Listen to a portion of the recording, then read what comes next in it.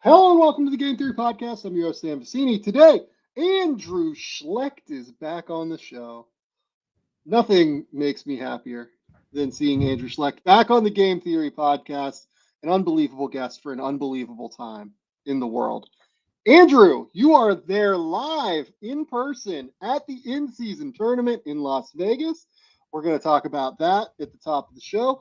And then we're going to dive into first quarter NBA awards, which is the real reason that I had you on the show to talk about those. Andrew, what's going on, buddy? A little bit of everything right now, Sam. We're watching lots of hoops. Get to watch Cooper Flag tonight.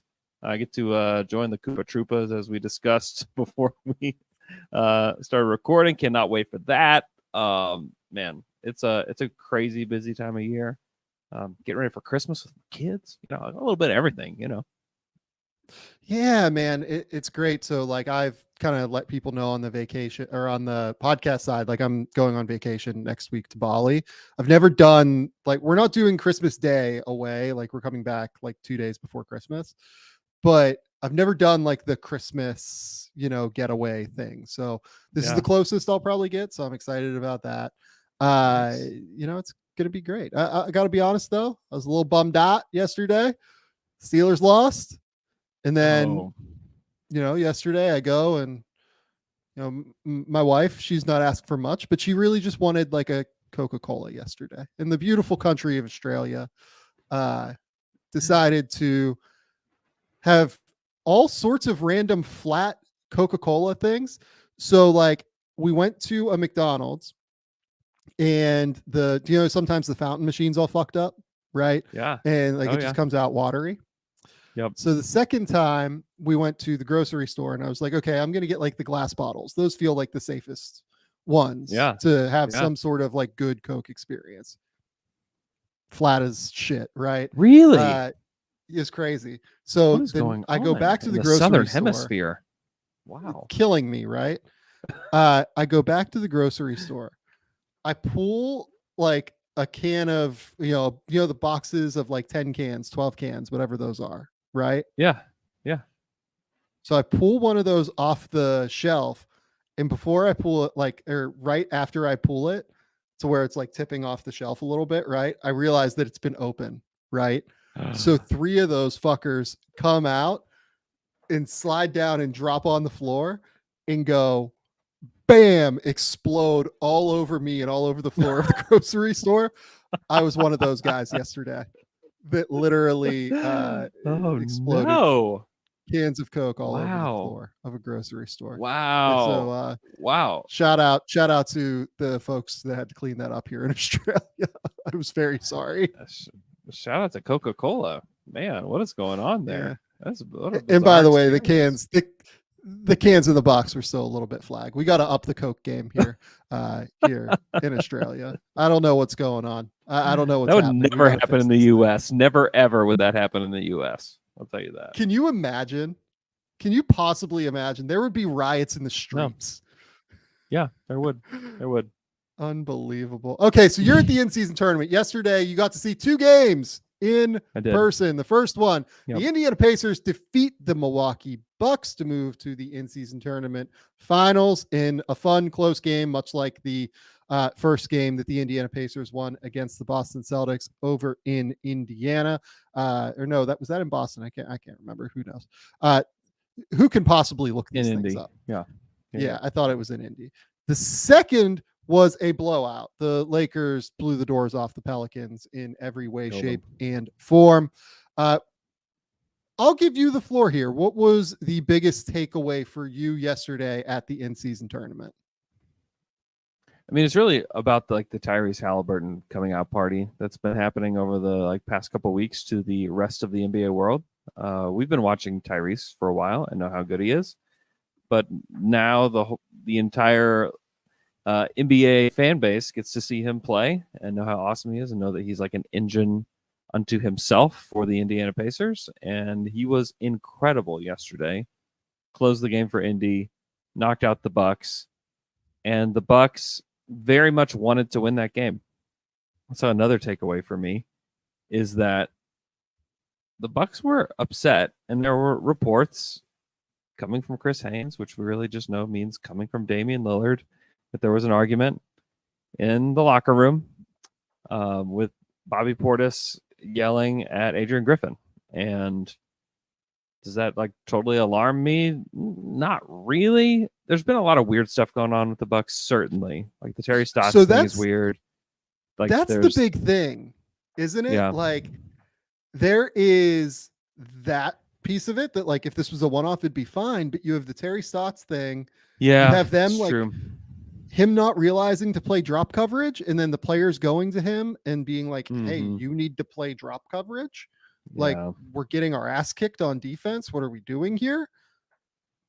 This is now like the third thing here where this is like a real question. And by the way, I think the Bucks are like 15-7 now. So like they're a great basketball team. Yeah.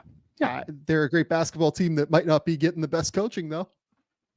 Yeah, it is strange. And I want to give them the benefit of the doubt and give them more time to get it together. They did add a massive piece, and they did take away a massive piece, adding Dame, taking away Drew. And I think that they deserve time, and they are also winning during that time too. So that's like the good part about it.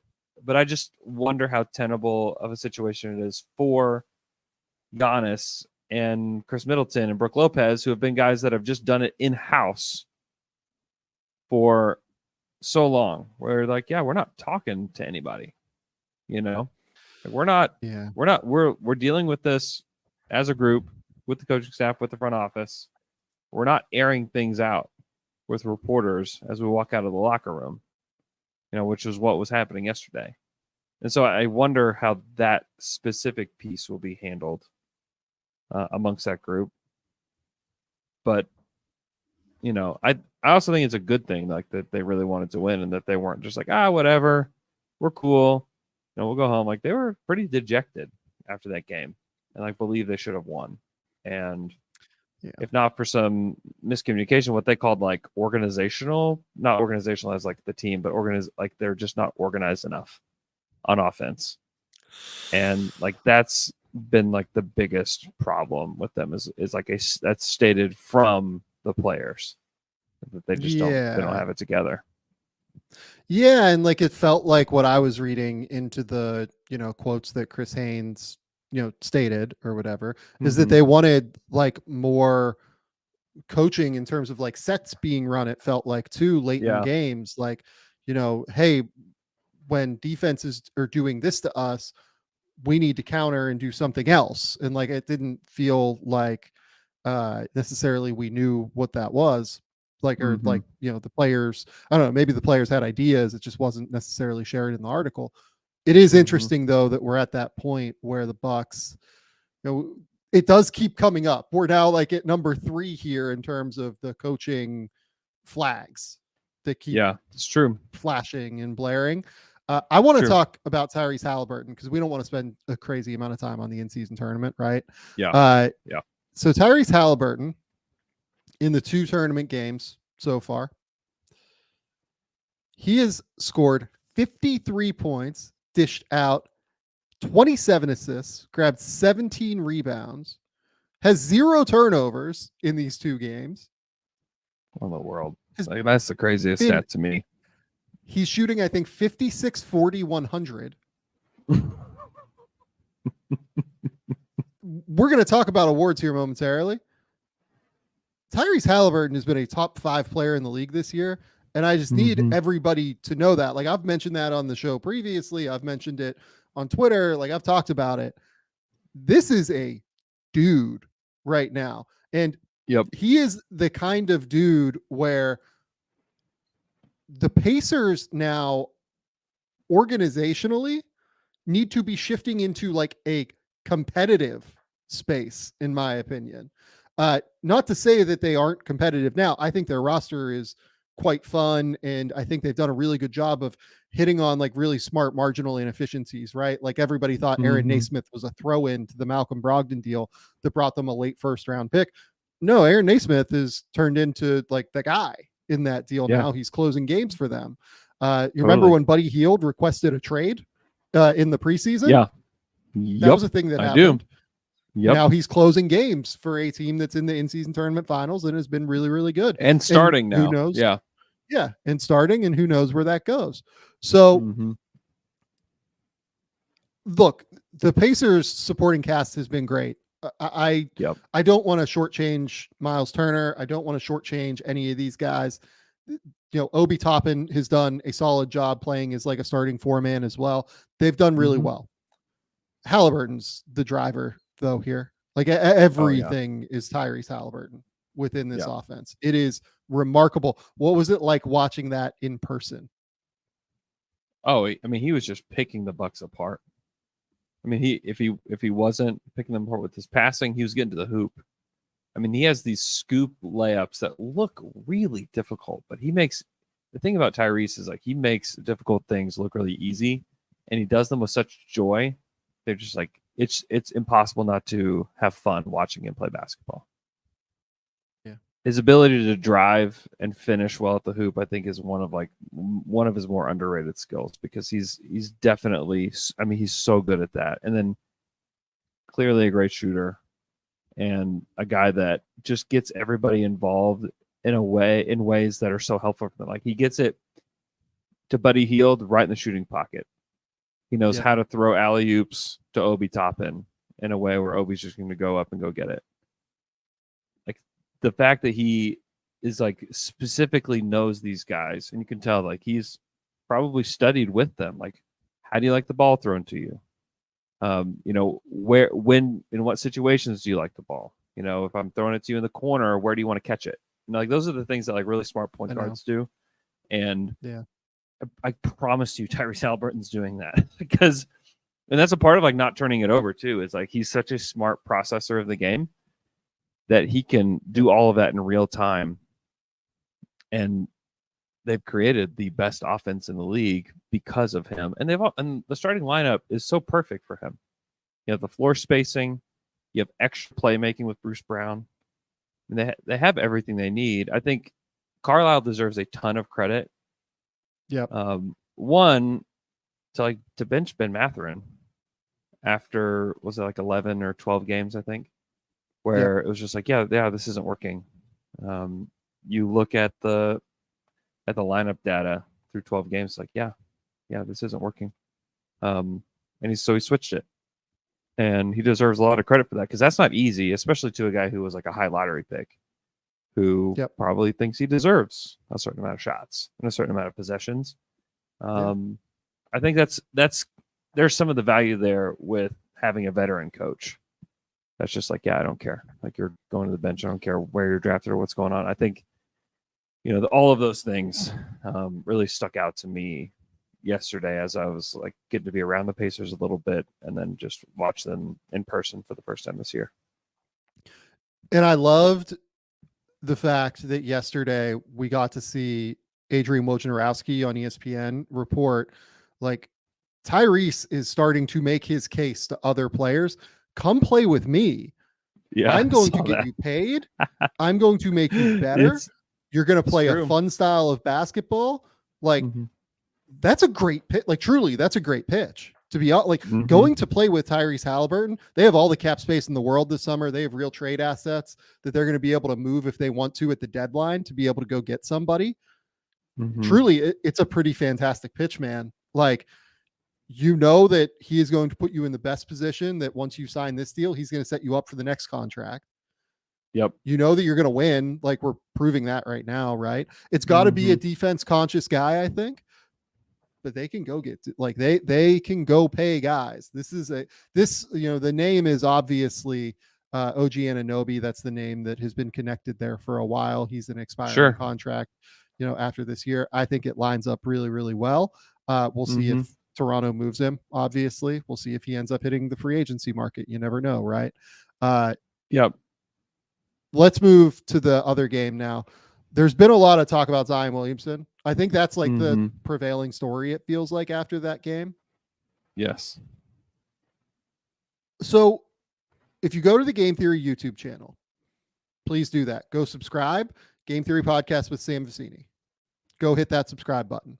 It's a great product. You'll be able to see these tape breakdowns that I do. I did Zion a few weeks ago, and I did a game where he went for like, I forget what the totals were. I think it was like 22, 10 rebounds, 9 assists or something like that against the Nuggets, right? I picked like a good game, right? Like I wasn't, going in just being like, hey, like let's pick like his worst game of the year or anything. Like last night was one of his worst games of the year, right? I picked like a pretty good game. Yeah. And even in that game, my biggest takeaway was this guy is not the same athletically.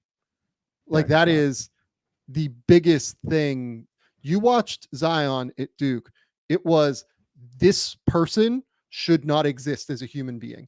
This person does not like have the same genetics that I do, like as a human, Yeah. What did you think seeing him in person? Because I think that like Russillo, obviously, and people know that I love Russillo. I go on his show. I'm a big fan. Russillo, it felt like got like shit on a little bit yesterday because he was like, look, like Zion, seeing him in person, like it's just not the same. The tape is like what lines up to me as well. Yeah, there's just like hardly any explosion at all. And when you take the explosion out of it, now he's just like a big guy who's not necessarily fast. And so it's like, okay, well, what is he? Because he's not a great rebounder, which I think limits him a lot. Because like if he was, then it's just like, yeah, he's a 4 and he's probably okay. But the lack of rebounding, the lack of like a legit jumper, it leaves you thinking, okay, what is he as an offensive player? Defensively, there's a lot to be desired there, especially when you play him and Giannis together. It's like, boy, they're just slow. Like they just they're really, really slow. And they have some good point of attack defenders, but they also have CJ McCollum out there. Like they're just overall just like a pretty slow team. And that stuck out to me quite a bit. And they're playing against 39-year-old LeBron, and LeBron looked like freakish compared to them. Dude, which he is, by the way, he is freakish. 100%. But unbelievable. But yeah, I am concerned. Like I'm concerned about the Zion situation, and I'm willing to be patient. But boy, it just does not look good so far, and it's concerning. He still is finishing well, 0 to 3 feet, 73%. Like he's still finishing. But it's like, how often can we get there? Is the question. Like, can he get downhill over and over and over again?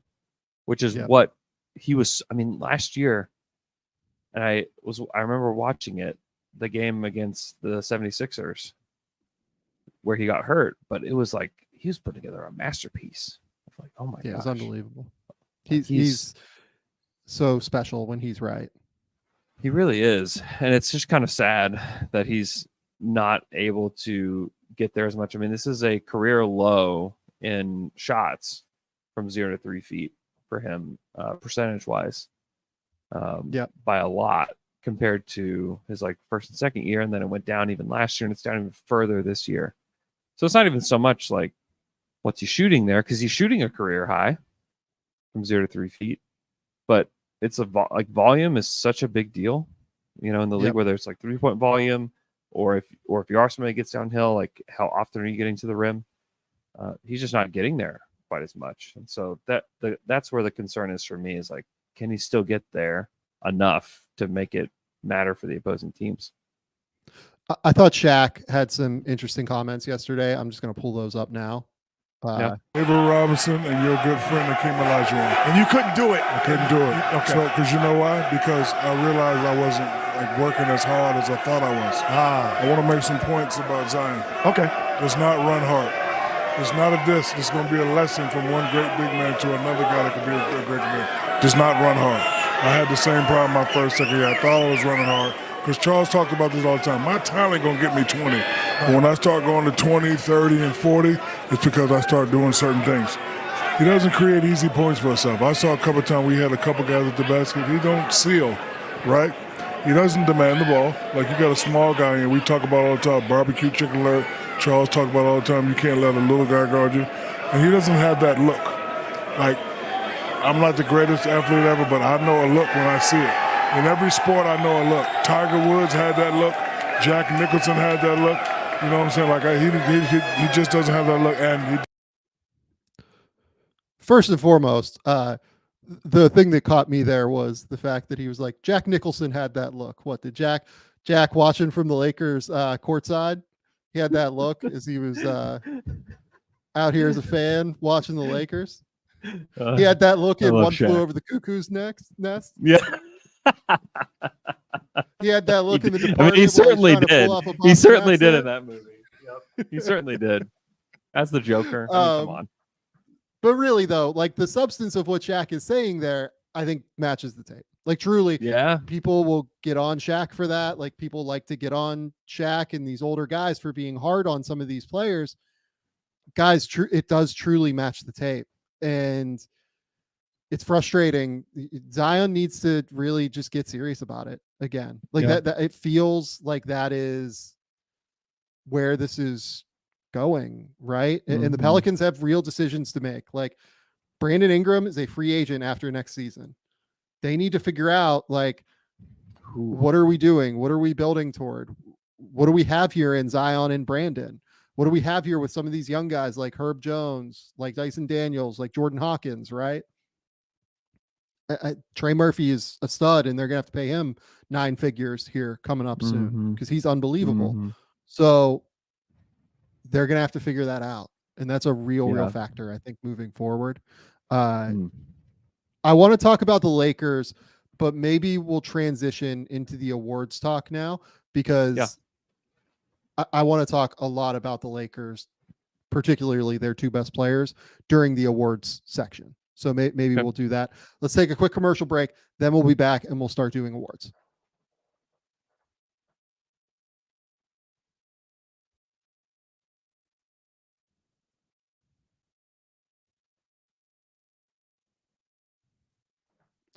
All right, Andrew, we're here. We're ready. We're going to dive in to first quarter NBA awards. I'm going to do this for the first quarter, halfway through the season, and 3/4 of the way through the season. And then obviously we'll do an end of season awards thing as well. I think it'll be interesting to kind of watch the race evolve that way throughout the course of the year on this show. So we're going to do today MVP, All NBA, Defensive Player of the Year, All Defense, Rookie of the Year, Coach of the Year, and Most Improved Player. Those are the categories I sent you, right? Yep. I did top 3s. Did you pick top 3s for the awards, or did you just do one? I have several that we can talk about. Great. Yeah, we can do top 3s. Awesome. Yeah. Okay. So we're going to start with MVP. MVP is 5 on the ballot typically, right? Yep. I'm just going to say who number 1 is to start here and go down for MVP, because the rest of it, I think, will lead into All NBA, because I think it's important to note with All NBA now that positions are gone, right? So it's no longer, 2 guards, 2 forwards, and a center. It's the 5 best guys. So theoretically, the 5 guys you have in the top 5 for MVP should be your first team All NBA team, right? Or at least that's the way that I did it. So the way that this shook out for me was I had 2 guys pretty clearly at the top. I had 2 guys pretty clearly at 3 and 4. And then I had probably 4, I would say, that were in the next group that were like battling for 5. So are the top 2 for you Nikola Jokic and Joel Embiid? I actually have Nikola Jokic and Giannis. Okay. As my top 2. Embiid is like very close. Yep. I think Giannis is having a pretty underrated season. Highest effective field goal percentage of his career this year. Like we said, like this, there's a lot of changes happening with the Bucks. And he's the reason why they're 15-7. Like he's the reason why that they've been steady. And I'm curious to see how the defense evolves through the year, because it's been bad, and I don't necessarily even blame him for it. But he's still just so dominant, with Middleton not being right every night, and all the changes, the coach, everything. I mean, there's just a lot there that I'm just like, you know what? I'm gonna give it to him because like with Embiid, he's like Tyrese Maxey's been unbelievable. And I think Nick Nurse has been so good for them. I think Nick Nurse has been exactly what they needed. And so like there's a lot more help and a lot less working against Joel. And I don't mean to punish him for that. Like they're like neck and neck for me. But I just kind of give the nod to Giannis just because he is overcoming quite a bit more, if that makes sense. And he's providing to me a little bit more value there, if that makes sense. Yeah, so I ended up with Giannis at 5. So I do have him as a first team All-NBA player this year. The defense having dropped off very slightly, even from his high standard. And I think he's the one that's like holding up this defense in any way that it possibly can be held up.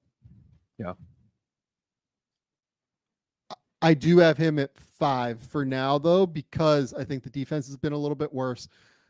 If you look at some of the guards that I'm going to talk about at 3 and 4, the fact that they are able to make plays as a passer and decision maker and real primary driver of offense in a substantial way for their teams ended up pushing those guys over the top for me.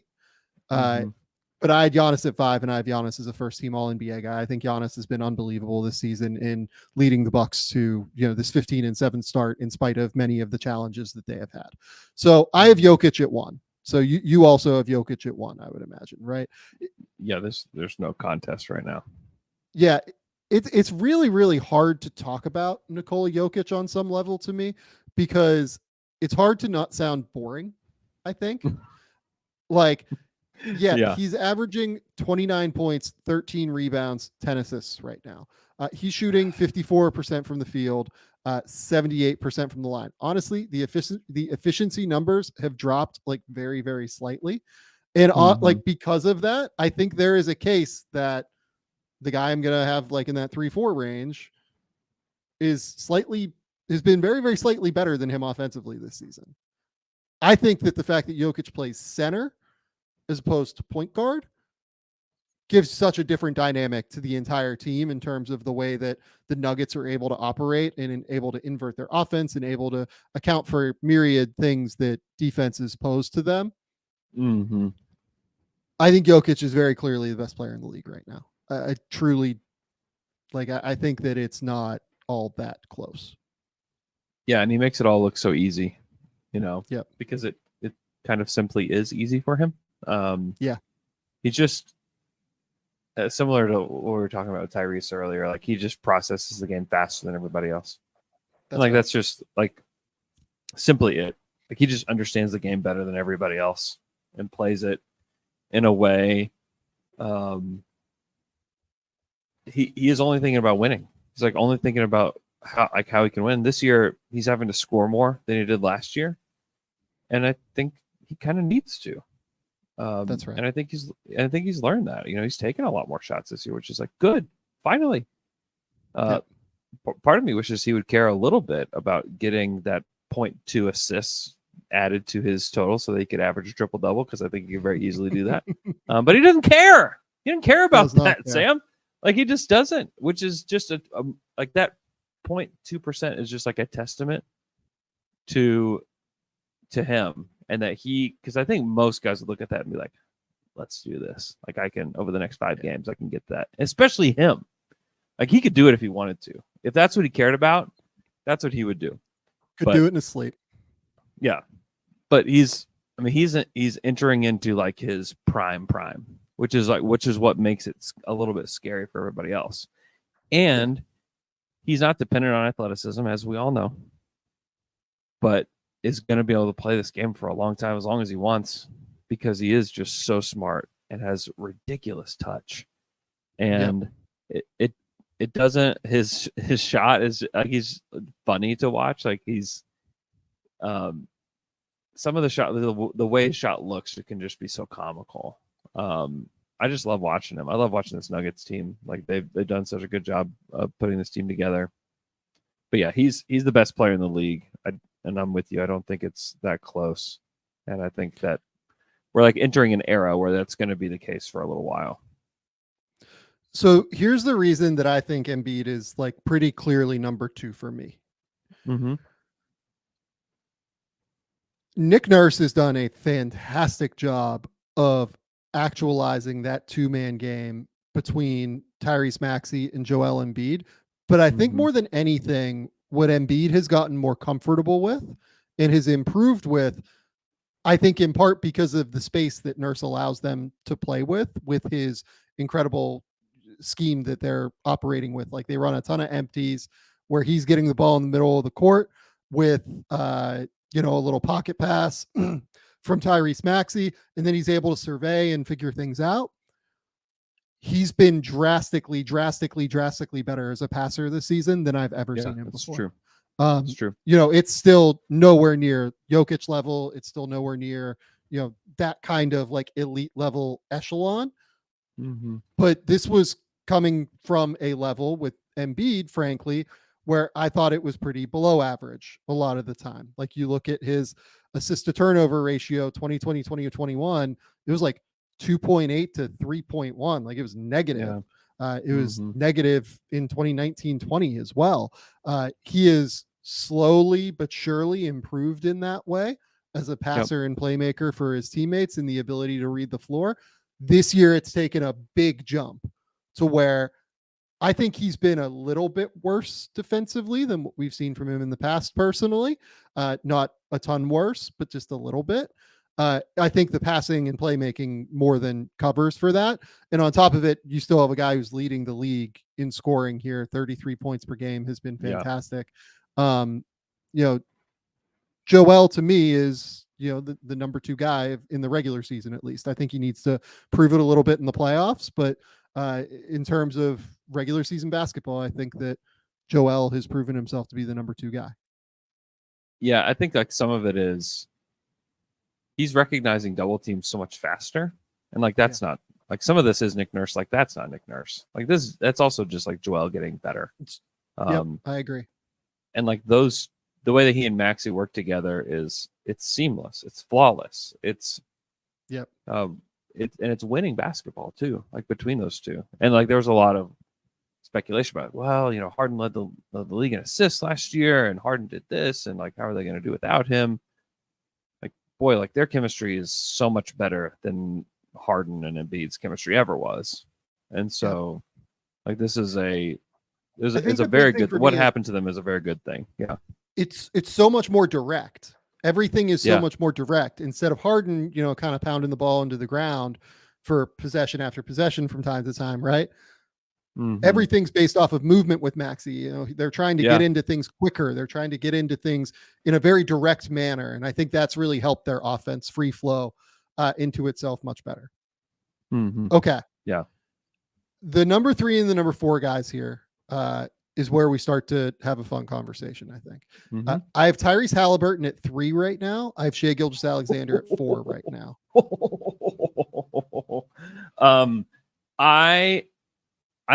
I have Shai at 3. I've watched every single set. I've watched every single second of him, and I don't like disparage you at all for like your order. I'm with it for what it's worth. If you have Shai at 3, like to me, like this is the tier is like 3, 4. Either way, like I'm good with this 100%. Yeah. Shai has been so impressive. And to me, it's the defensive end has been the game changer for him this year. He has like the stats are there. Like you can find evidence of it if you're not watching. Like he leads the league in steals. He has like the most steals by far in the NBA this year, like a pretty wide margin. I think he has like the most contested threes in the league by far. He's like tons of hustle stats. Like there's a lot there that you can say, but he is just adjusting to becoming one of the best two-way guards in the NBA, and perhaps he already is that. Because offensively, over 30 points per game, 6 and 6. I mean, he's really dominant, and he's starting to use the 3-ball a little bit more. He's been killer in the mid-range. His free throws are down a little bit, but he still leads the league in free throw percentage. I mean, he's unstoppable at this point as an offensive player. just because like we all know, like the change of speed stuff is clinical. There's not really many guys in the league that can do like the stop and start, over and over again as he gets to the hoop or as he gets to his mid-range shot. He can decide when his foot gets inside the 3-point line, he can decide like, do I want to stop and pop? Do I want to get all the way to the hoop? Do I want to try to get fouled? What do I want to do here? And the creativity is off the charts. And, similar to Haliburton, like just an outrageously great teammate that is helping the guys around him become better players too. So,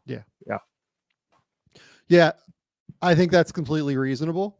And I think that you are totally good with it. Honestly, if I had to pick one of those two guys to win a basketball game tomorrow, I would pick Shai. Like truly, I would. The reason I went with Haliburton in the MVP discussion specifically is I think his teammates are worse. I think you would agree with that.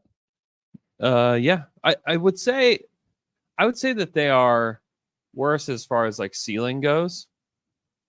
But I also just wonder if like the fit is better in Indy. You know what I mean? Oh, really? Really? Starting lineup fit. Like the Giddey stuff has been like a total nightmare over the course of the last few weeks. The Giddey and Dort in particular is like teams have started to put their centers on Giddey. They leave Dort on an island. Yeah. With Haliburton, like he's got adequate space. They put Bruce Brown in the right spot every time. I think, and they geared that lineup for Haliburton. Whereas like with the Thunder, the lineup isn't necessarily geared toward Shai. It's geared toward having like a high functioning NBA team that is going to compete for an NBA title someday, not today, but someday compete for an NBA title because of the overwhelming playmaking and talent that they have there.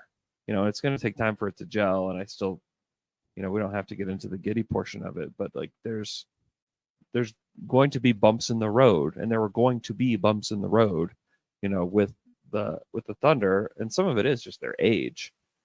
So that's why I would kind of like push back on that a little bit. I think that you're not wrong to push back on that. The more I think about it, I think what I was thinking is like, I think Chet is the best.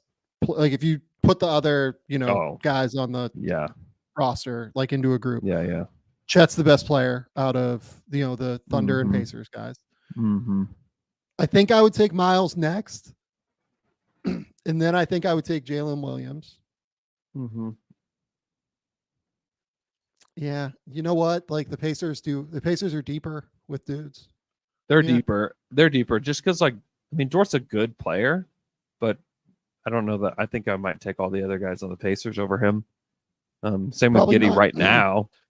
Probably not Obi. Probably not Obi. Yeah. Sorry. Yeah, not Obi, but just like the way that, and it's funny because like the Thunder have like their own version of Bruce Brown on the team and Kendrick Williams. They're not that dissimilar a player. Yeah. But they just have him coming off the bench.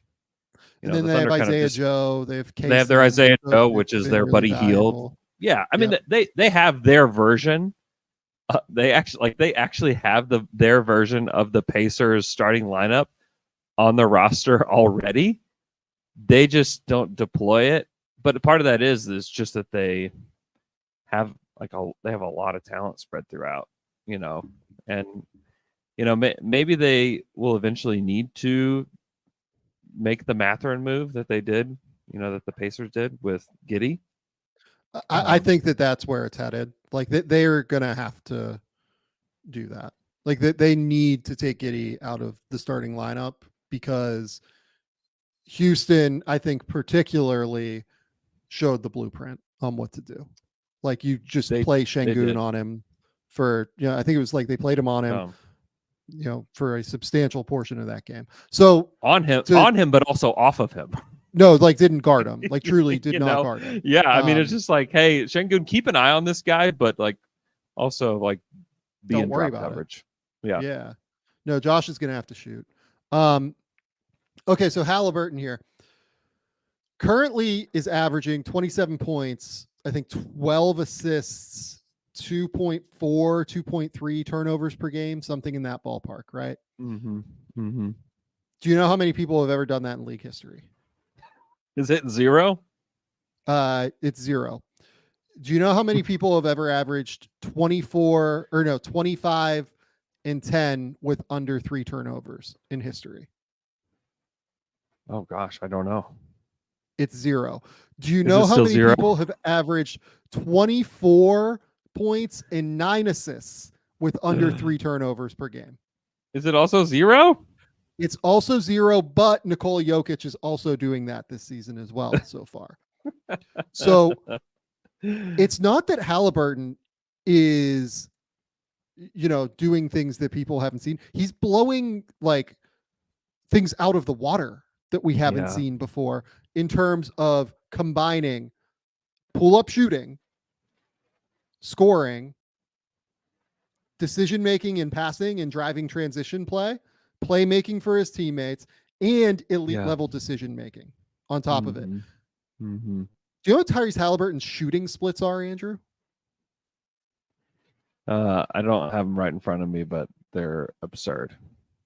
He is at 52.5, 44.1 from 3, 88% from the line. He is at 44.1% from 3 on 9 3-point attempts per game. This is seriously like his offensive game right now is like if you made Stephen Curry the best like passer decision maker point guard in the league.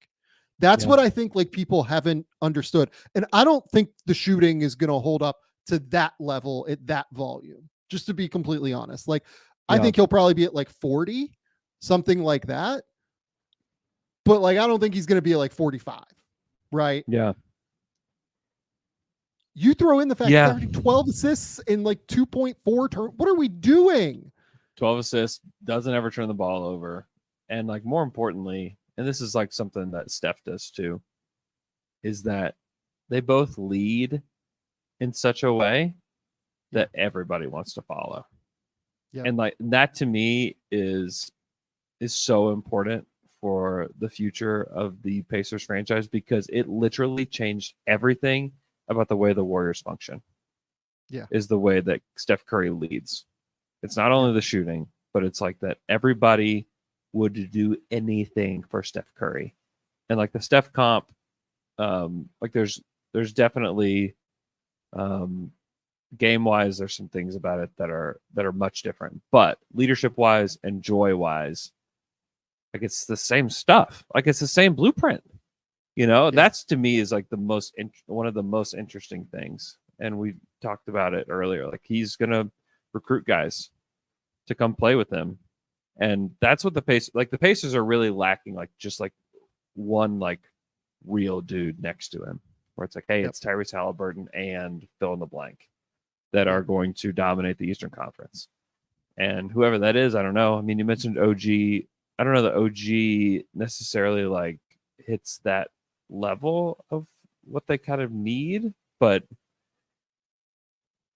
Tyrese is somebody that if you're a Pacers fan, like, man, you're feeling really good about where this is all going for a multitude of reasons. And like the statistical case is right now absurd. And I cannot wait to watch him again tomorrow. So Stephen Curry's 2016 season, the one where he won MVP, right? Like that widely seen as one of the greatest offensive seasons in NBA history, right? He averaged 30 points, 50% from the field, 45% from 3, 90% from the line, 6.7 assists, 3.3 turnovers, phenomenal season, right? And that was in an era that was a little bit different than the one we're in now, totally from a pace perspective, offensive efficiency, everything like that. That season, Stephen Curry's offensive EPM, so estimated plus minus, according to dunksandthrees.com, Taylor Snar's really, really good all-in-one metric that is considered, league-wide to be the best like public-facing metric right now. He had a plus 9.2 offensive EPM that season. Do you know what Haliburton's offensive EPM is right now? I don't. It's plus 9.4. Basically, what Tyrese Haliburton is doing right now, and again, I don't know that this will hold over the course of the full season, It is better than anything we've seen from Steph offensively. Yeah. And it's better than anything we've seen from Jokic offensively in terms of EPM. That's how good he's been offensively. I don't think enough people have recognized like everyone can talk about like, oh my God, he's been unbelievable in these in-season tournament games, everything like that. Like, it's not just that. I don't think people have realized the extent to which he has been elite. And oh, by the way, they have a 123.4 offensive rating or whatever. And that's setting the league record by like 4 points per 100 possessions. Yeah. It's insane what he's doing. He is absolutely unbelievably good right now. And to me, like I had to put him at number 3 because of that. I had Giannis at 5. It sounds like you had Embiid at 5. I had Embiid at 5. Yes. Okay. So that's our all NBA team for the first team, right? Second team, I had my next group of 3, including like Giannis, was Tatum, Luka, and LeBron. I would have had Tatum 6, LeBron 7, Luka 8. Yeah. I have Durant 6. I have LeBron 7. 8, I'm sorry. Yeah. Yeah. Go ahead. Yeah. I was gonna say I have Durant 6, LeBron 7, Luka 8. And then Tatum next on my list. Yeah, so I had KD at 10 and I had Steph at 9 right now. Okay. I have De'Aaron Fox at 10, by the way. And I have De'Aaron at 11. So we're like kind of in the same ballpark here on where we're at. So I want to spend a minute on LeBron here. I kind of waited on the in-season tournament thing because I wanted to hold off on LeBron because I knew I wanted to talk about him here. LeBron has been like back to his best again this season. Like pretty, maybe not like the elite, unbelievable, like best player in the world, like maybe ever LeBron, but he has been ridiculous this season. He's averaging 25 points, 7.5 rebounds, 6.6 assists per game. More than that though, he's been much better defensively this season than what we've seen from him in the last few recent years. He has been fantastic, unbelievable this season. Athletically, I mean, he was in that game last night. I mean, I mentioned it. Like he was the most athletic guy on the court. I mean, he glides and moves like no other 35-year-old I've ever seen. And the fact that he's doing this at this age where he is clearly the best player on the team, the engine of what they do, shooting the ball pretty well too from deep and like taking a pretty nice volume of threes too, is like been a little bit of a change for him. Like he just looks great. He looks great. He looks like he's ready to compete. And I wonder if he will keep the foot on the gas after tomorrow and what that will look like through March. And maybe things change. We're like, oh, well, LeBron has fallen off and maybe he won't be in this type of conversation for the rest of the season and then kind of save himself for the playoffs. And if I were him and I were 39 years old trying to win another title, that's what I would do. But he cares about this in-season tournament. He wants to win it. And the fact that he can still put his mind to it and like have to go through Durant to make it happen. I mean, they dismantled the Pelicans, and some of that was like not just the Lakers. That was the Pelicans doing too. But yeah, he's been unbelievable, deserving of an All-NBA nod again, deserving of an All-Star spot, deserving to be an All-Star starter, more than likely.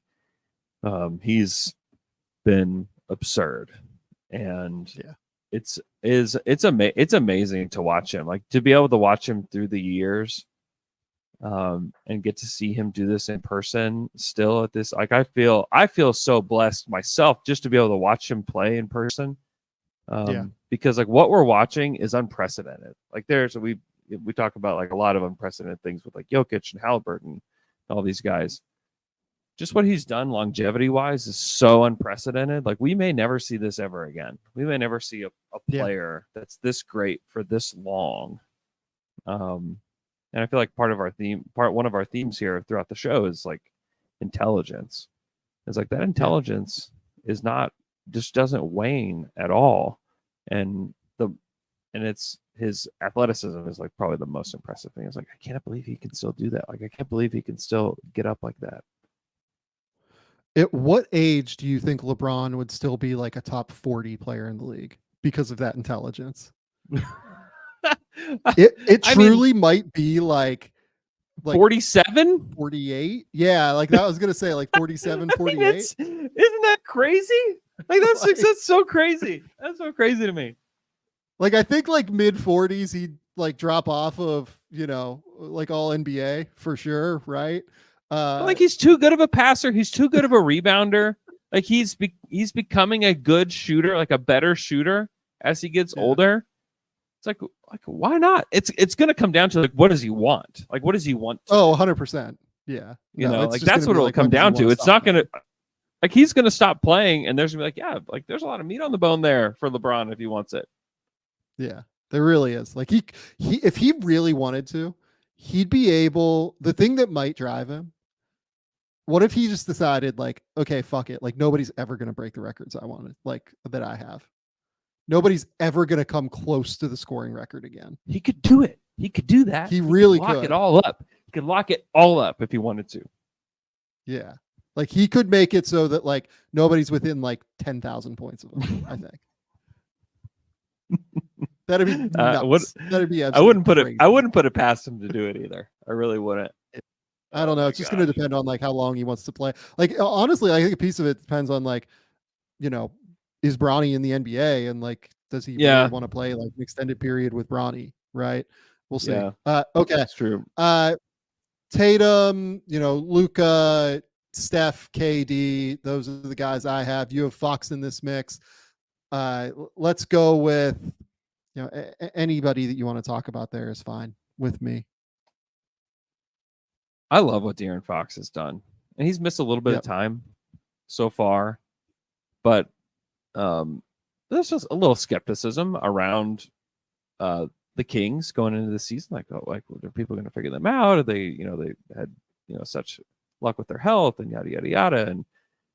But boy, has he taken a step up in the 14 games that he's played.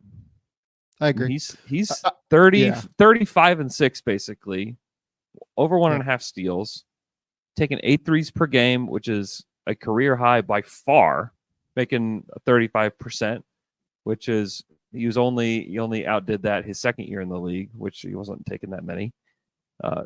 He's been so good. He's up to his free throw rate. He's up to his 3-point attempts. He's just a more dominant player, period. Yeah. And like that's the reason why the Kings aren't going away, is because, and people forget how young he is too. He's 26 years old. Like this isn't like a 30-year-old De'Aaron Fox that is like inching past his prime. He is still in like a pre-prime age. Yep. And so De'Aaron has a ways to go to get better. And he at least in these 14 games has taken a massive step forward as an offensive player. And like to me, he's been outrageously impressive. Yeah, so totally agree with you. To me, the big thing is the shooting, right? He is clearly drastically better as a shooter than what he was. Mm-hmm. He's clearly drastically more comfortable taking those shots than what he was.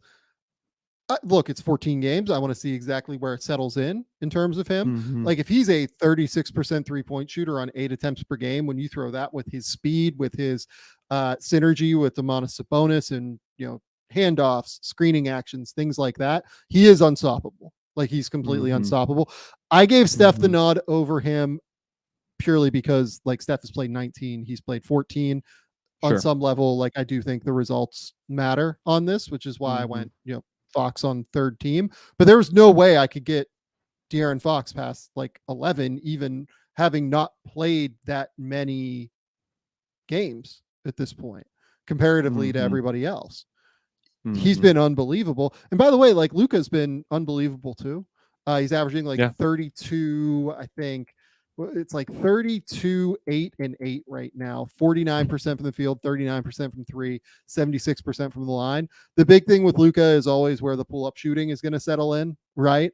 Right now they're going in. And because they're going in, I think that he has been a huge, huge, huge impact player.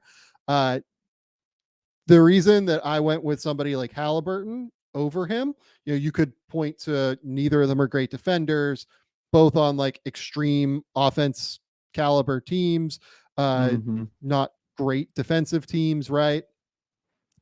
I think that the turnovers and the efficiency for Haliburton, and frankly, like the better passing, I think Haliburton has basically been like a better version of what we've seen from Luka to this point this season. I think that's fair. He's also a much better rebounder too, which he's been like. He's contributed a lot on the boards. Luka has this season. I agree. But yeah, I'm with you. I'd have Haliburton over him as of now, but like we're also like talking about like pretty small degrees here. We're a quarter of the way through the season. This thing is going to change like 100%. It really is. Okay. And Kevin Durant, like, has been incredible this season. Steph's been incredible this season. KD, for a long stretch there, really tried to carry the Suns like on his back when Devin Booker was out. Durant right now is having like the quietest 31 point per game season. Do you know what KD is shooting right now, Andrew? I don't have it in front of me. No.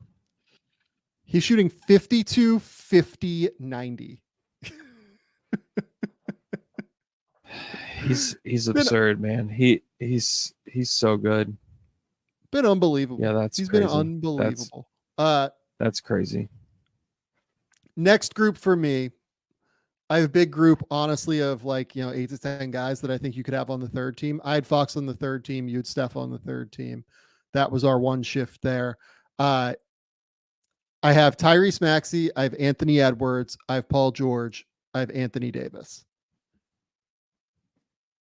Yeah, I have the same list that you do with Anthony Edwards. I actually have Devin Booker in there, and I can't remember which one I have out, but I have Devin Booker. He's only played 12 games, but boy, has he been good. And he's got to play. I think he can only miss like 7 more games, I think. So he's got to play a lot the rest of the way. And so for now, I can squeeze him in there, but I kind of question whether he'll actually get to the finish line as far as like awards go. But he's been, when he's played, you could argue, I would listen to an argument for him on the first team. I would too. Truly. He has been, I think, their best player when he's played. I went with KD because of the just amount of time that they've both played. And again, KD is putting up 31 points on 51, 50, 90. Like that's impossible. But look, I think Devin's, shift to playing in a much more on ball state has really, really worked well. He's averaging 8 assists per game. His passing improvement has been, absolutely phenomenal. Yep. Yeah. He's great. And defensively too. That's the one thing that maybe several of these guys that we've talked about could improve at. And Devin Booker is like living proof that some of these guys are going to have the chance to get better. Because like Booker was not good for many years and has like turned himself into a good defender. And so I think it's like a great blueprint for a lot of these guys to follow. It's like you can care about both ends of the game and be really productive on both ends. I'll save Anthony Davis for the next section that we're going to do. We haven't talked about Anthony Edwards yet, or anybody on the Minnesota Timberwolves, who, oh, by the way, have the best record in the NBA. It was between Ant and Rudy for me. I went with Ant because he seems to be the guy there that just drives everything on offense for them. You could say Rudy drives everything on defense for them, but when I watch Anthony Edwards, it just really seems like he's the guy there every single time. I think his passing has improved to a real extent this season. Continues to just be a elite shot maker. Anthony Edwards has been great, and Paul George I think has been unbelievable this season. Like when I watch Paul George, I'm like, man, It's a bummer to me that Kawhi keeps getting hurt, right? Mm-hmm. It is. And I thought that for the last 50 games of last season, Kawhi was the probably, fifth or sixth best player in the league. But man, there's just something about Paul George's game that to me is so aesthetically pleasing. Like, I just love watching him play. And oh, by the way, he is also utterly elite on defense. Like, he is so goddamn good on that end of the court. That's why I went with him. The other guy, the guy that like I hated leaving off was Trae Young. I think Trae has been unbelievable this season. I think he has been so fantastic. You look at the offensive game, like he is averaging like 30 points and 10 assists or something right now. He's been unbelievable. 27 points, 10 assists, 41% from the field, 35% from three. He just drives so much for them on offense. He does. The Hawks have been weird. They came through town, and Quinn, we're asking Quinn about, just like overall, like what the team's been like. It was kind of early on in the season. He's like, well, we're really having to learn each other. And he kind of like went into that a little bit. He's like, well, and it's funny because like these same guys have been here for a long time, but they're having to like relearn each other in a different context, which I think has been challenging for Trae, to be honest. I think it's not been an easy transition for him. And I think they're still figuring it out. They're just not like it's hard for me to watch the Hawks. They're just like a little uninspiring to me, just because I don't know like how they reach their next level. Trae's been up and down, but his scoring efficiency is ticking back up. It was really bad, really, really bad to start the season. But like over the last like 10 or so games, like he's been really good. If he had played this way the whole season, I probably would have him in the conversation, but just the beginning part of the season kind of left a bad taste in my mouth. Defensive player of the year for me is a two-person race, and that's why I wanted to say Anthony Davis. I have Rudy and Anthony Davis at 1 and 2. Again, I think that they are neck and neck. I went with Rudy because Minnesota has very clearly been the best defense in the league this season. LA is in the top 5. Like, let's not sugarcoat that either. And I think a big piece of that is Anthony Davis, but he's the critical piece of it. I went with Rudy though, because he is just back to his full scale best on that end as a elite level rim protector, completely shutting everything down around the basket. Yeah, he looks spry again. I don't know what happened. I don't know what changed for him, but something clearly did, because he just is a much better player. I mean, the Timberwolves, who like have good defenders throughout the roster, but don't necessarily have the team you think like, oh yeah, they're going to be first in defense for sure. They definitely had like the tools and the talent to be there. And they weren't last year. Like, how much different is the team from last year to this year? Not all that different. Yeah. I mean, they just have Mike Conley for the whole time now, which I think is a really big deal for them. But like, they were the 10th best defense last season at a 113.1 is what they finished with. They're 106 right now, Sam. 106. Yeah. And it seems sustainable to me.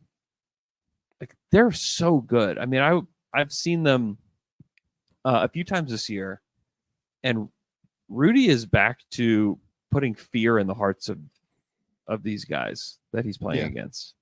The guys don't want, they're second and third guessing decisions that they're making as drivers or as guys that are wanting to get to the hoop or wanting to take shots around the hoop. I mean, he had Chet like real worried on multiple occasions, where it's like, okay, whoa, like I'm so interested, and we'll talk about Chet later, but I'm so interested to see Chet play him again, because Chet has done a really good job so far this year of playing somebody, maybe not doing so hot, and then making adjustments like pretty quickly second time around. And so I'm curious to see what that looks like second time around. I wouldn't be surprised if it looked a whole lot like it did the first time around, because Rudy has just been that good for them. Yeah, he's leading the best defense in the league by far.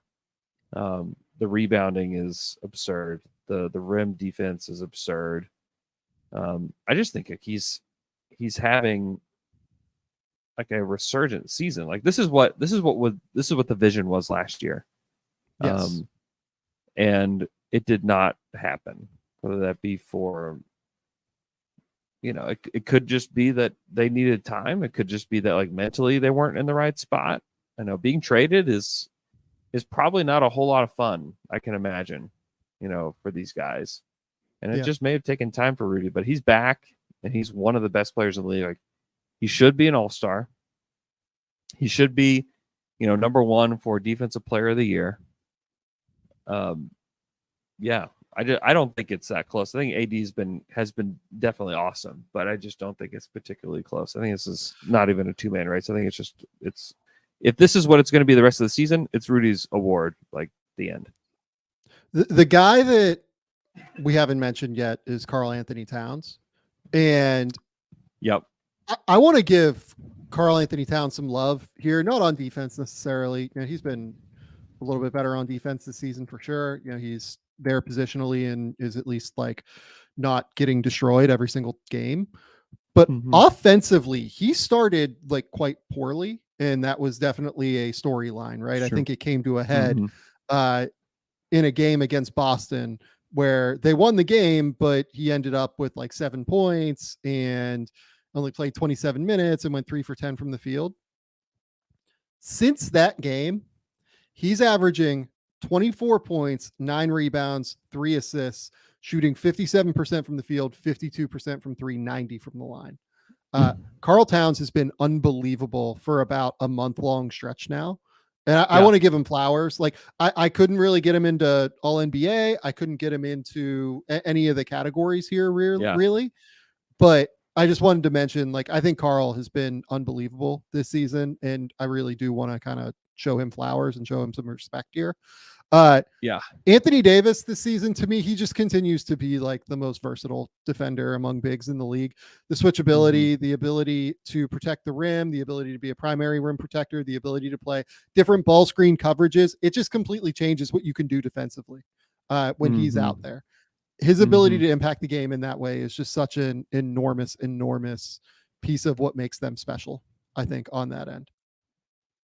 Yeah, the versatility and the rebounding are so crucial to their defense, just like to end the possessions. And then even like offensive rebounding is like a whole nother piece of the pie, but like he's been so good on that end for the Lakers too. And the offensive responsibilities that he takes on, like this is where it's like separate from Rudy, where it's like Anthony Davis is like clearly like the better all around player. And I don't think anybody would question that, but boy, like to have the offensive responsibilities that AD does and get virtually no credit for it from many people, and then still compete like he does defensively. Like he truly is a special player, and I hope that we get to see like an extended season of health for him. That's just been the thing for a while. Like he hadn't played 60 games in several years, and so we can get a healthier season from AD. I think like that to me is like the thing to circle, because when he's playing, like he's passing well, he's rebounding like a monster, he's blocking shots everywhere, he's defending multiple positions, he's taking all kinds of different shots. He's impossible to stop around the hoop. And there's just so many things that he does well, and it's pretty thankless. And a lot of it is because he's under the shadow of LeBron, and he chose that, and I think he wants that. But yeah, he's great, and I think that he's a deserving, top 3 candidate for this award. I have Suggs at number 3. Okay. I have Jalen Suggs at number 3.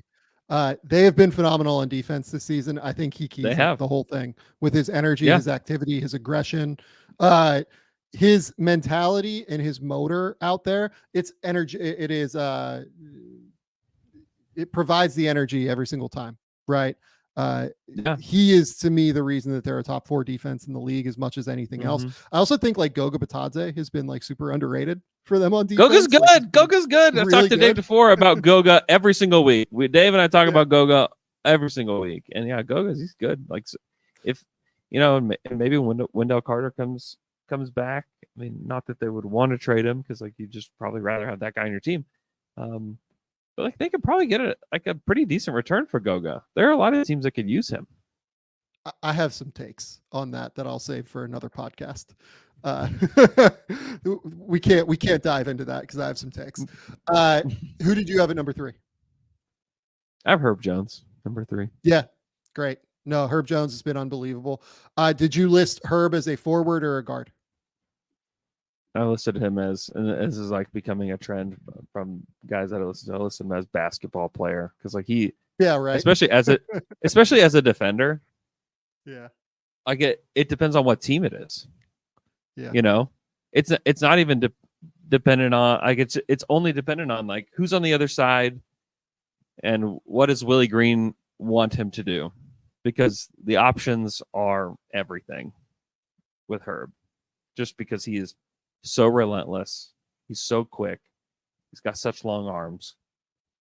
He can defend any. I mean, I would feel comfortable with him defending anybody. Like, is there anybody that you'd be like, yeah, I'm not so sure about him defending them? Is there anybody? No, I'm good. Yeah. 100% good. I ended up with Herb. Where would he have been? It would have been like 5th or 6th for me. So I'm totally with that. It's such a hard award too. It's like because like we don't have like the offense, like the stats to like compare like on like we do with offense and MVP and all that. But it's especially hard in a 20 game sample, right? Like I think Jaden McDaniels in the 11 games that he played has been like unbelievable, but he's missed 9 games already, right? So it's going to be hard. I've all defense, Jalen Suggs, Alex Caruso in the guard spots, because I actually do believe that we still have positions for this, right? That was my impression. When you said it, I think that's correct, but I don't know that I remember. I'm not 100% sure. There were a lot that changed. I can't remember if that was one of them. I did like 10 minutes of Googling on this and couldn't find a change. So I just used positions.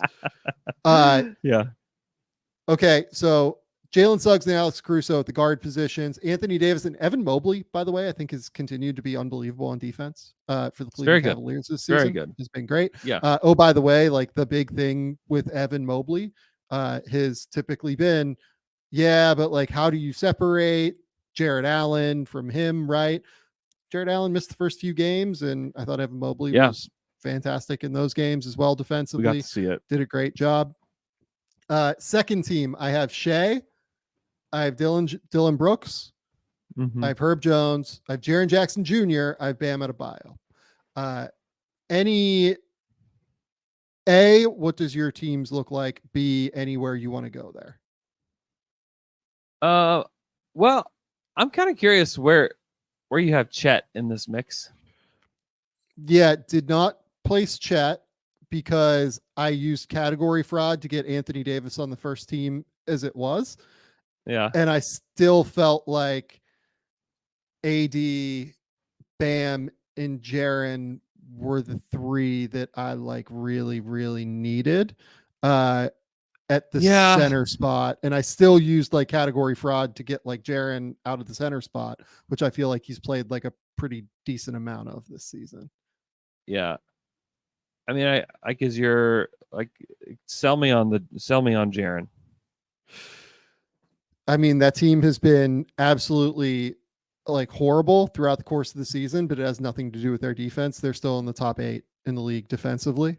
Without Steven Adams, without Brandon Clark, without Ja Morant, obviously, which might help their defense, but like he has continued to lift that defense like across the board. He has been unbelievable. Like you look across that roster, like Desmond Bane's fine on defense, right? Marcus Smart has missed 9 games. Santi Aldama missed a big stretch at the start of the season. Wouldn't call him like an elite level defender. Bismack Biyombo, is a guy that they pulled off of free agency. David Roddy, Luke Kennard, Zaire Williams, Jalen Noel, Derrick Rose, John Concher, Jacob Gilyard. Like, shout out Jacob Gilyard, works his ass off, just very small. The fact that this team has a top 8 defense is miraculous to me. Yeah. Okay. I can buy that. Yeah. And then Dylan Brooks, I think, deserves like a lot of credit as like a floor raiser for Houston. Just bringing energy and aggression and toughness every night. They have a top 3 defense in the league. And to me, he's the biggest piece of why. Oh yeah. I would not question Dylan. He's been great. I mean, he was part of like what allowed the Rockets to defend in the way that they did the other night, was that they said, you take Shai, we'll mix and match the rest. And he did good enough.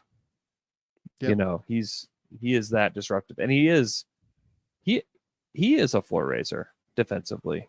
I questioned that a little bit, to be honest, especially with that team. I questioned it, and the fact that he's gotten them to do this is like, okay, like I buy it. Like I definitely buy it. Yeah, he's been great. What do you have any other teams here? Let me pull up my defense. Let's see. I still think Brook Lopez has been pretty good, especially more recently. And so I still think of him. Did you mention Jrue Holiday? Yeah. So the problem I had with Boston. So Boston is the number 2 defense in the league. It was hard for me to separate Derek White, who has been great defensively again. Yeah. Jrue Holiday, who has been great defensively again. I think Jaylen Brown's actually been quite good defensively. And I think Kristaps has been quite good defensively. To me, it was almost like they have 4 guys like in the top 30, top 25, something like that. Plus Tatum's been like fine on defense this year. Yeah. And like, I couldn't get anybody in the top 10 though. Yeah. I would put him there just because of the versatility, I guess. Because they kind of use him all over the place, like similar to like the description I had of Herb earlier. It's like they're throwing him on all kinds of people throughout the season. So like that would be that would be why I would squeeze him in. Yeah, and then like I felt the same way about Anunoby and Barnes. I think both of them have been quite good. I think Barnes's metrics are a little bit overrated defensively. Yeah. Based on like the role he plays, they've started to shift toward like Barnes playing this like center field role on the back line, and then OG playing, obviously continuing to be like the stopper guy. It's kind of hard to separate like which one I felt like was more important to that, I guess. And their defense has just been like very slightly worse than some of these other defenses that we've talked about. I would probably lean OG, at least for now. That was my reaction to. Yeah. Okay. Did you want to say, you said teams? Okay. Do you want to move to Rookie of the Year? And this will be the last longer conversation that we have. Yeah. I think that Rookie of the Year is honestly the easiest top 3 to assemble right now. I would agree. It was not, I didn't have to give too much thought to it. Yeah. It's Chet 1, Vic 2, and Jaquez 3 to me. Yeah. And I just didn't even really have to think twice about it. We haven't talked a ton about Chet here. Chet has been a borderline all-star. I couldn't get him into like real all-NBA consideration, but yeah, if he makes the all-star team, I would not be blown away by that. Like, I think that it could come down to one of him or like Alperen Şengün. And I think they've been very, very close. I think I might take just Şengün by a hair right now, given the overall versatility of what he brings on offense. But Chet has been unbelievable this season. You watch him every night. Like this is your show now. Taking over. Yeah, he's been better than I expected. A lot of it is the shooting. Like, he's a legit shooter. And I think that's a huge deal. The Thunder are the best free throw shooting team in the league, and he's going to be a huge part of that moving forward. But yeah, the scoring has been great. The timely shots too. Like he has a knack for just hitting threes in rhythm in moments that are very important. He's done it twice. He did it obviously the Golden State one that people remember was absurd. He did it in Cleveland earlier this year as a rim deterrent. It's something the Thunder haven't seen since a guy like Serge Ibaka, and he's like frankly better than Serge was, just because he just thinks the game at such a high level. He's everything, and he can, like, his handle is better than I thought it would be too, and he doesn't test it all that much yet. Certainly in transition he does, and you can just see that like this is a superstar. Like Chet is a superstar. I think like the top two guys are going to be like forces to be reckoned with in the NBA for a very long time, because the skill level is just out the wazoo with both of them. And I think it's easy to give the nod to Chet because he's just further along, and some of that, like, he's older and he's been with the team for a year. The situation is better, but like he's just more efficient defensively. I just think like he's fits in better as like a cog in the system, and I don't begrudge the Spurs for doing any of the things that they're doing, because I think that they really needed to figure out there's one thing I begrudge them for. Well, and I honestly don't begrudge them for hardly anything, to be honest, because I do think that they need to figure out everything that there is to know about Wemby this year. Like that's what it's all about. It's like figuring out like what exactly do we have, what do we need to work on, how do we get this guy to be the most dominant player in the NBA. And I think that they're on their way to doing that. They're also losing a crap ton of games, which is also why you can't put him number one. If they were just losing a normal amount of games, and like they were lost just 15 like in a row. Yeah, like he just can't. It's unprecedented to put a guy as like the leader for Rookie of the Year on a team that's that bad.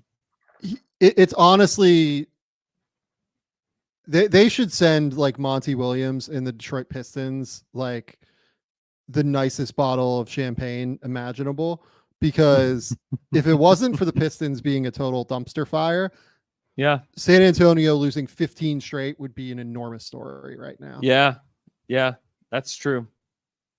It would totally be true. a big deal. And because Detroit has been like a total disaster, it's been a little bit better.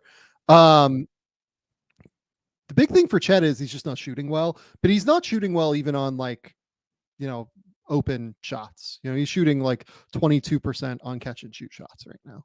And that's not good enough. It's like easiest way to say it. It's kind of not good enough. Yep. But yeah, it's Chet by a good margin today. And it's very exciting. Jaime, though, like, did you see this coming for Jaime?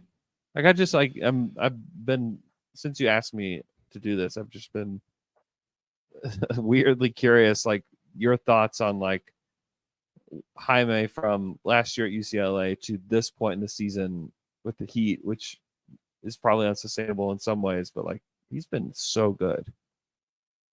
Yeah. So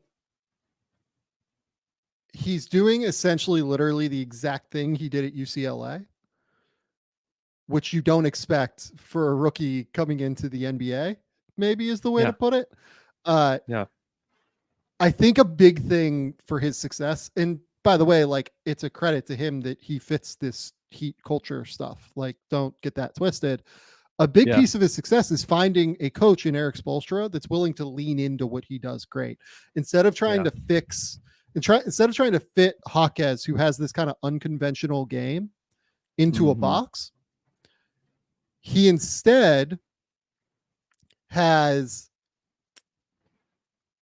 leaned into what makes Jaime great, which is mid-post footwork, being able to process, reads, being able to let him play in like occasional ball screens, using his versatility really well, allowing him to have the freedom to just like cut as he needs to, right? Anytime, right? So I think that's the big thing for me is he went to a place that embraces who he is as a player, which has allowed him to thrive as early as possible. And he's incredibly skilled. Like, the feet are unbelievable. His deceleration is unbelievable. I think he's improved as a shooter. I always thought the shooting percentages were a little bit lower than what the actual shooting talent was at UCLA, because everything was contested because everybody sold out to stop him. But yeah, no, I think he's been great. And I love everything I've seen from him. Yeah. Let's go to Coach of the Year. Do you like his nickname, though? What is that? Have you seen his Basketball Reference nickname? Juan Wick. Oh, God. What? Have you not That seen just that? feels like a little bit like appropriative, maybe. You think? Like, I'm very interested to know more about that and how that came up. I think is where I'm at on that. Hey, the further can I we give stay it away just? from? Yeah, Can I give a shout out to Let's give some Case rookie and Wallace shout-outs. real quick? Yeah. Do you want to do like a quick all rookie team? Like, I can kind of make that up. I didn't ask you to do that. I can make one up off the top of my head though. Yeah, let's just give our top 5. Yeah. So go ahead and talk about Kaysen while I'm kind of figuring that out. Yeah, Kaysen's been really good, and it's been a lot of it. I credit to Mark Daignault, because he's willing to use Kaysen in a lot of different ways, and Kaysen's been good in that. They use him as a screener a lot. They use him in the dunker spot. He's been really good spotting up. He defends well. He is a brilliant defender and a brilliant basketball player. Like, he knows how to play. Just flat out knows how to play. And they give him lots of different roles, and he kind of takes them all on, and he's been good in almost every setting. So yeah, he's been great. I think Brandon Miller's been good. It's just hard to watch that team. It's just like, for me. But I like what Brandon Miller's done. I think Derek Lively is like very, very clearly a top 5 rookie in this class. So I'd probably have Chet, Wemby, Jaquez, Lively, Kaysen would probably be my top 5 though. Yeah, I would flip Brandon for Kaysen and have Kaysen at 6. I would have Asar Thompson 7, Bilal Coulibaly 8. I'd have Keontae George, I think, right now at 9. Yeah, that's fair. And yeah, this is now where this gets fun. I have to come up with a 10th. What do you think about Pajimski? Not quite. Like, I don't think he's played quite enough. Yeah. Like, get there for this, because they've been like yanking him in and out of the rotation. Unfortunately, I know he's played like 15 games or whatever, but like, it feels like it's been more hit or miss. Also, I think people love the charge taking stuff, but like, I think he's really gotten hit defensively when I've seen him. Yeah. What do you think about Monty? What he's doing with Asar? I don't have a crazy problem with what he's doing with Asar. Because, man, Asar is bad on offense right now. Like, it's really, really hard. It's really, really hard. Really, really hard. Like, he can't really do anything other than like cut. Like, he airballs multiple, it feels like times a week. Teams don't guard him from 3. Like, turns the ball over a lot. He's great on defense, like truly unbelievable on defense, and that's why he ends up in this conversation. And why, for me, I have him still at like 7. But yeah, it's a little bit hard there. I guess. Did you consider Lively at 3 at all? Yes, but I think it's clearly Lively at 4 now. I think Lively's been like critical for keeping their defense afloat in any way, shape, or form. But yeah, I would clearly have Lively at 4 at the moment. Okay. So yeah, it'd be Chet, Vic, Jaquez, Lively, Brandon Miller for me first team. You would have Kaysen for Brandon Miller on the first team. Yes. I would have Kaysen, Asar, Bilal Coulibaly, Keontae George, and probably one of Sasha Vezenkov or Jordan Hawkins. I'd have to look more into that to like decide which one makes more sense to me. Pajemski, I guess, would probably be in the mix. Honestly, like, point, like I think Scoot's going to get into the mix. If you look at his last, little stretch here of 5 games, it's been better. And I think he's been pretty good defensively this season too, even though like it's been aggressive, but you can't have him here right now by any stretch of the imagination. Guys like Keontae George and, even like Pajemski, I think has been better than Scoot so far. Yeah, so I'd have to think about Hawkins versus Vezenkov at this point. Sasha's been quite good. He's older, but like you kind of have to consider him, I think, for an honor at least. Second team, do you have any thoughts? This class has been weird, is my thought. Yeah, there's just a lot of guys that aren't getting a lot of opportunities that you would have thought. And some of that is like the Pacers are just good and they can't play Jarris Walker. They don't have the time to give him to develop. I'd like to see a lot more Taylor Hendricks as well. Yeah. Anthony Black, I think, has like a case as well for what it's worth. Starting for the, 5th best team in the league, something like that right now. Look, when he's out there, I feel like he's not doing a crazy amount on offense, to be honest with you.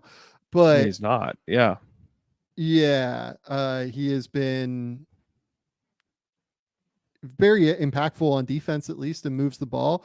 Tom's Carnero brings up, Tamani Kamara has been fun.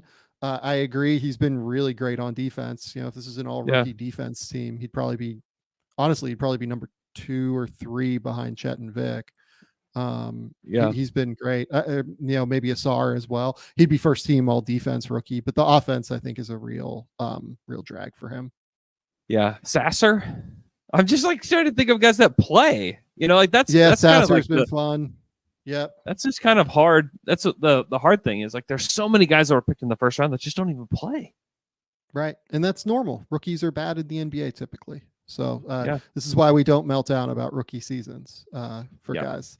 Walker Kessler is a prime example. Kessler's been much better over the course of the last little while, but I don't think anybody would take him 3rd in the 2022 draft. Okay. Yeah. Coach of the year. I went with Chris Finch at 1 from the Minnesota Timberwolves.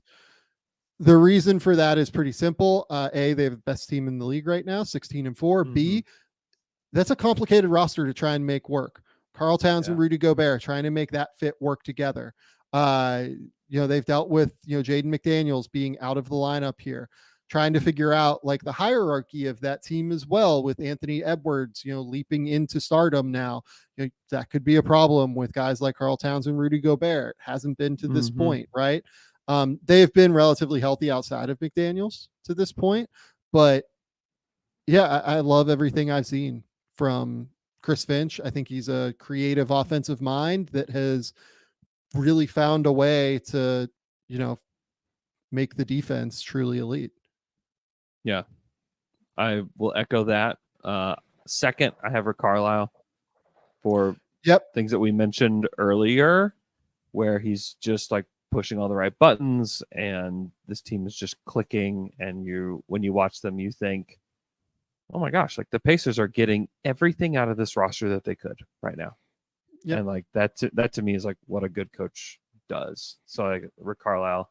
Second, I would have Ime Udoka 3rd, just because like trying to pull that group out of the mud that they were in is not an easy task. And he appears to be the right person to have done that. And so I have him 3rd. And then like, obviously, like Mark Daigneault's done a great job. Nick Nurse, who we talked about earlier, has been great. Jamal Mosley like deserves a mention and like is first on a lot of people's ballots for good reason. It's a tough award to give, but that's just kind of where my head's at. Yeah, I had Jamal Mosley at 2 behind Finch. I think that what he's done to craft that defense has been unbelievable. And like, this is a team that has been hurt. Like Markelle Fultz went out, like their starting point guard went out 5 games into the season. Their starting center, Wendell Carter, went out 5 games into the season, and they're sitting here at 14-7 and have really been great. I had Rick Carlisle at 3. I had Nick Nurse at 4. I had Ime Udoka at 5. I think Udoka has been phenomenal, like you said. So basically the same top 5. Most improved player. I have Haliburton 1, Maxey 2. I think that is very fair. I have Alperen Şengün at 1 and Tyrese Maxey at 2. So my thing about Alpi is I don't know how much better he's actually gotten as opposed to just like them using him better and just leaning into him being great. You know what I mean? It's a very fair take. Yeah. But year over year, it still looks like improvement. Yeah, no, that's totally fine. And I think he's gotten way better on defense. Like he is not like a sieve. He had like he's not a top 3 he's defense good with him out there is huge Yeah. because he was a sieve on defense last year, regardless of what Houston fans will tell you. He was really bad on defense last year. No question. He is No not question. bad on defense anymore. He's actually fine. Mm-mm. I have a fun third name that Okay. you literally can't find on any betting site for most improved player right now. Ooh, I'm very intrigued to hear this. Doesn't even have odds up. I have Duncan Robinson at number 3. I have not seen a player other than Duncan go from where he was last season, which was out of the rotation a lot of the time for the Miami Heat. Yeah. Couldn't play. Mhm. Like struggled to get on the court for whatever reason. They did not feel comfortable playing him all that often. Have you watched much of him yet? The jarring, yes, and the jarring thing. One, I hate watching the Heat, so like this is saying a lot right here. But the jarring thing about him to me is like he takes twos now. Like who is this? Like there's like it's very weird. Yeah. No, he is like sizing up dudes in ball screens now and just being like, oh yeah, like I can just get by this big. Like they're going to try and switch me just to try and stop the 3-point shot. Okay, I can just get by this guy now. I'm just going to try and drive to the rim and score. Duncan Robinson is averaging 15 points, 3 assists, shooting 49% from the field, 44% from 3, 84% from the line. If you look at it from when the game after they put him in the starting lineup, so they put him in the starting lineup on November 11th. If you look from November 12th onward, he's played 10 games. In those 10 games, he's averaging 18 points on 53, 53, 87. And it's That's like insane. he is out there balling, man. Like He's been extremely good. crushing. Extremely good. Yeah. I mean he's part of like they don't miss Max Strus at all because like no, he's been frankly better than Strus was last year. Like they will use Duncan. They used to run like all those like dribble handoffs and stuff with him and Bam, right? They're using Duncan now in just like ball screens, and they're like, all right, pick and roll, pick and pop. Like, okay, well, you're going to switch this action. All right, I'm just going to go get to my little floater on the right side of the court with my right hand. I'm good with that. Like, yeah, it's probably the most fun story in the NBA for me this season is Duncan Robinson emerging from the ashes and now being like a really good player again. Like he is truly really good now. And I don't know if it'll last, like who knows, right? I think it will. Sure. Like the skill improvement that we have seen from him as a ball handler is real. Like he is better at it now. So you throw that in with elite level shooting that we know that he always has. I don't know, man. I think it's worth recognizing. Has anybody gone from like horrifically bad contract, can't believe they gave this to him, what's going on, to like, man, this is a bargain for Duncan Robinson now? Because like that has happened like overnight, it feels like. Him at 18 million is like probably about right now. Like, it's great. Yeah, it's like a good deal. Okay, we're good. Like we're getting real value out of this. It is a awesome story. It is a very bizarre and awesome story. You probably could not have given him away last year. True. No. He was somebody that I was like, you know what if like the Thunder just like decided to call the Heat and say, hey, will you amend this draft pick and just all you have to do is just send us Duncan Robinson? Yeah, it's fine. You know, like we'll take it. Like they did with unprotected Thomas Bertans. Yeah. Yes, like a very similar like Davis Bertans type of deal, but with Duncan Robinson. And Duncan Robinson's clearly a better player than Bertans. So no offense to Bertans, but Duncan's good. Man, it's been unbelievable to watch that. I'm glad that we could close on that positive note. Andrew, have fun in Vegas. Tell the people where they can find your work. Tell the people what's going on. Yeah, I would direct you to the Athletic NBA Show YouTube page first. We are, me and my guy Sam I've shot a ton of videos, and a bunch of those are going to be going up on the Athletic NBA Show YouTube page. I talked to a Pacers fan from Hawaii yesterday, and that just absolutely blew my mind. So go check that out. You can listen to Down to Dunk if you want Thunder content. Specifically, subscribe to our YouTube page there as well. Doing lots of fun stuff on our YouTube page all the time, so go check that out. Athletic NBA Show podcasts, Down to Dunk, OKC Dream Team. If you're just like some Thunder sicko and you need something else to listen to, you can go to patreon.com/OKC Dream Team. Yeah, that's what I'm doing. Go follow all of Andrew's work. He is the best in the business. One of my favorite people working in all of content creation across the globe. Go to The Athletic. Keep me employed over there. I will have, I think, trade deadline big board at some point. I might do like a Q&A at some point based off of my big board that I released last week at The Athletic. You can go subscribe and look at that at some point. Go to the YouTube channel, Game Theory Podcast with Sam Vecenie. Go subscribe there. Go subscribe to whatever podcast feed that you listen to the show on. I'll be back either Sunday night or Monday. I'm not quite sure yet what Bryce's schedule looks like, but we will figure it out then. Until next time, we'll talk soon. Bye.